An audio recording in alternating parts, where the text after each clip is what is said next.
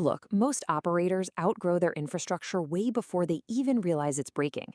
You build a few simple automations, things run smoothly for a bit, and then suddenly you scale. Webhooks fire faster, payloads get heavier, and your systems just start silently dropping leads. So in this explainer, we're opening up the exact architecture that elite operators use to scale without breaking.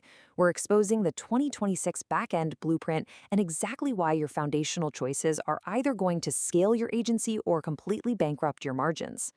This right here on the screen, this is the hard truth of backend systems. Automation errors are not technical bugs. They are financial leaks. If you deploy the wrong middleware, you aren't just dealing with some frustrating error code. You're dealing with unrecorded CRM leads, missed onboarding emails, and seriously degraded client retention. A routing engine that lacks visual error handling will drop webhooks silently. And if your system hits a sudden pricing paywall mid-month, well, your entire pipeline shuts off. Deploying the wrong stack has a direct, immediate impact on your bottom line.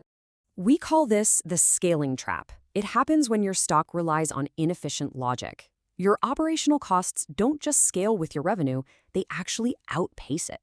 Imagine you land 3 new high-ticket clients. Amazing, right? But if handling their data requires these massive 1,000-step linear workarounds, your software fees bloat instantly. You are literally being penalized for growing your business. To understand why this happens, you really have to look at the architectural differences. It's all about how data is processed under the hood. Zapier locks your data into rigid vertical lists. It's just a straight line from top to bottom. Make.com, on the other hand, operates on an infinite visual branching node canvas. In advanced operations, your data payloads rarely just go from point A to point B. They usually need to be split simultaneously, right? One piece of data needs to hit a CRM, another goes to Slack, and maybe another to a reporting dashboard. A linear list actively fights against that exact kind of complex routing. Let me show you exactly how linear architecture breaks down. Step 1, you catch a webhook, say a raw Facebook ad lead. Step 2, you want to check a filter to see if it's a valid phone number. In a linear setup, the exact moment you ask that simple true or false question, the sequence hits a brick wall. You're forced to trigger a paid upgrade immediately. Think about that. You are paying a premium just to ask your own data a basic question. Now let's look at the visual branching canvas. You catch that exact same webhook, but instead of hitting a rigid line, the payload hits a router. Path A triggers your autoresponder. Path B pushes the data to your CRM, and it's happening simultaneously. In the background, iterators loop through complex JSON arrays, mapping out line items without a single hiccup. If an endpoint fails, visual error handlers catch it before that lead is lost. And the craziest part, all of this multi-path, error-proof logic is 100% free on their base tier. This table lays out those core architectural differences objectively. And by the way, this matrix is derived directly from the deeper blueprint you can find over at creatoropsmatrix.com/Zapier vs Makecom automation. Just look at the data formatting for a second. Zapier often forces you to use paid formatter steps just to make your text readable for the next app in line.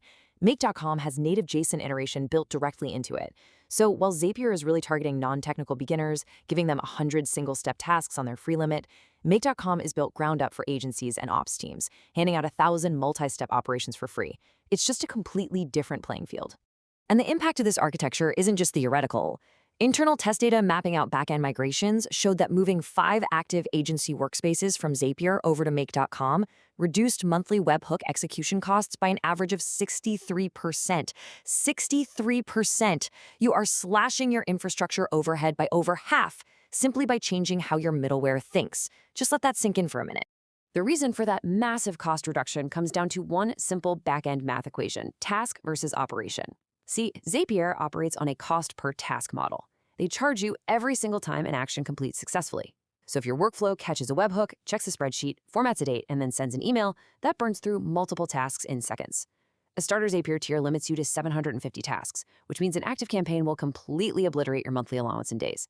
Make.com, though, they charge a flat rate per operational cycle. For roughly $9, Make grants you 10,000 operations. The scalability difference is absolutely astronomical. Section 1, Where Zapier Wins, the beginner's fast track.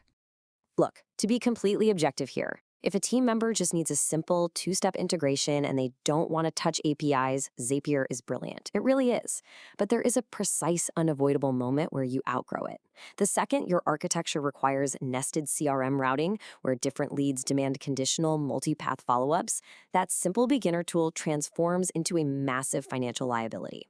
That right there is the exact threshold where you must transition to advanced systems, or you seriously risk throttling your own growth.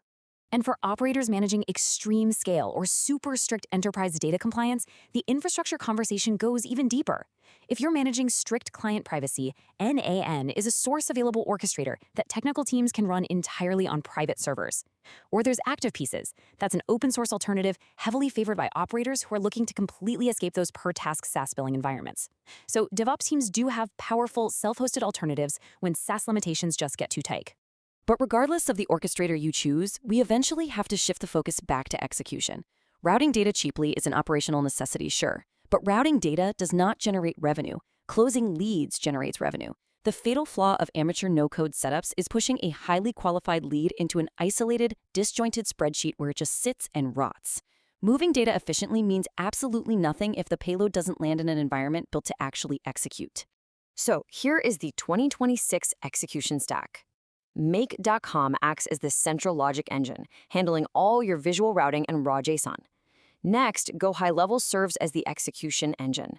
Because of Make's extreme API depth, pushing data into GoHighLevel ensures zero-drop tracking and the kind of pipeline management that actually justifies those high-ticket retainers. And finally, Authentic operates as the AI layer, managing your unstructured queries right alongside your deterministic workflows. It's logic, execution, and intelligence, perfectly integrated. Listen, if your systems are stalling out, it's time to stop burning capital on inefficient task pricing. The architecture exists right now to scale your logic infinitely without breaking the bank. For the exact JSON exports, the technical comparison hub, and a full infrastructure breakdown, continue the research at creatoropsmatrix.com/Zapier-MakeCom automation. Go review the blueprints, audit your current workflows, and ask yourself, what is the actual hidden operational cost of your current backend setup?